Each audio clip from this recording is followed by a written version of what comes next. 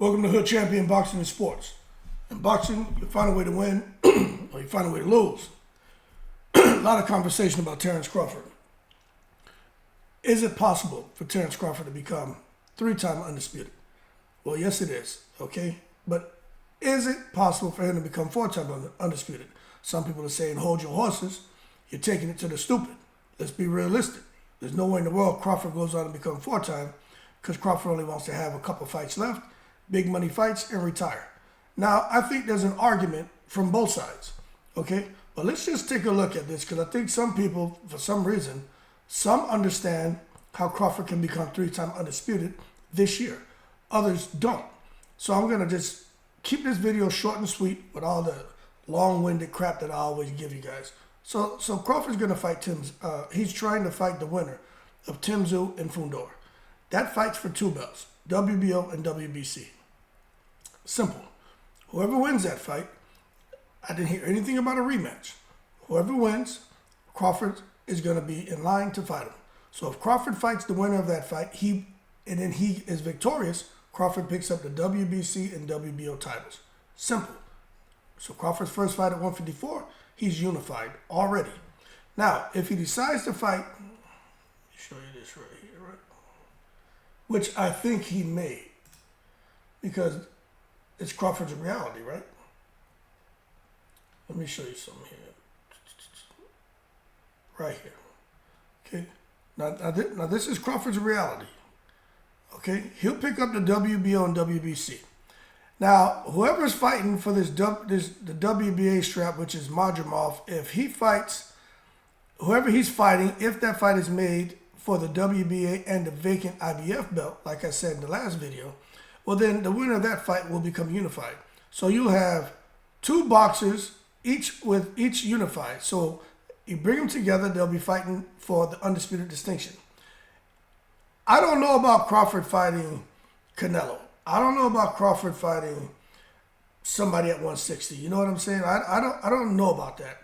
Doesn't sound like he has any interest in 147. But if Crawford defeats the winner of Fundora, Tszyu, he becomes unified, and if he fights the winner of Madrimov and whoever the hell he's going to fight, and if that IBF belt is on the line with the WBA, Crawford could be fighting for undisputed end of this year. Very, very simple. Like, that's not rocket science. And I'm going to tell you this. When you take a look at what these sanctioning bodies are doing at 154, I truly believe that is their plan. They're working in concert to I think, towards the goal of having an undisputed champion at 140. Now, I'm going to point something out to y'all that makes this even more interesting. You see this guy right here? You see this guy right here? Jermell Charlo? People think Jermell Charlo has fallen off the map. Well, he kind of has. But Jermell Charlo is very much in full effect. You say, well, how? Because when you look here, you see Jermell Charlo doesn't have any straps anymore. Tim Tszyu has the WBO. The IBF is vacant. The WBC is vacant. The WBA is vacant. So you say, man, how the hell is Jermell Charlo even a player in all this? Because he's still the lineal champion. And the lineal title means more than anything else. It's like you always hear Tyson Fury, I'm the lineal champion, lineal champion. I beat them fair and square. So that shit matters. So what you could end up seeing is Crawford in two fights become undisputed, but then have to fight Jermell Charlo for the lineal championship. So Crawford could have three big fights at 154 and be done. He'll have three big fights. It should be, I would say, at least 10, 15 million each fight.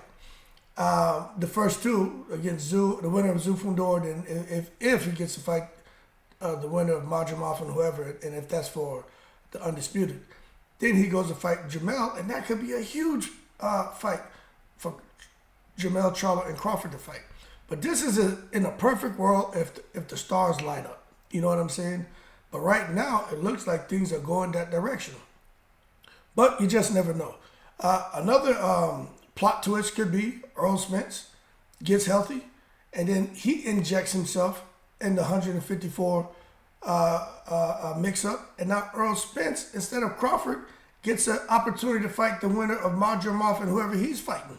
So you could see that happen, to where now Crawford's unified, Spence happens to fight and become unified, and then make Crawford and Spence at 154. This way, Spence still gets an opportunity to avenge his loss to Crawford, when obviously Spence felt he wasn't 100% at 147. In addition to the weight cuts and everything, he had other stuff going on with him. And at this point in time, I think everybody, even if you're a Crawford fan, can agree. Maybe I think we'll agree. Spence always loses to Crawford.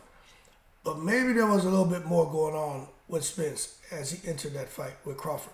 And at 154, I think it just lays the argument to rest that Crawford didn't fight Spence at 100%. At 154, I don't think Spence can ever get to his 100%.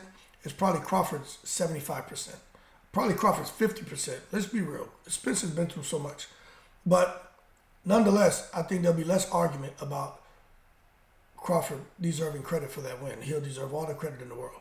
So that being said, 3 fights, 4-time undisputed, it could happen.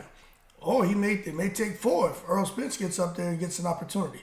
You just don't know what direction this is going to go. And that's what makes this, just discussing this, what makes it real fun. That being said, y'all keep cool. Shout out to the veterans, all 7 continents. Yo, I'm in the breeze.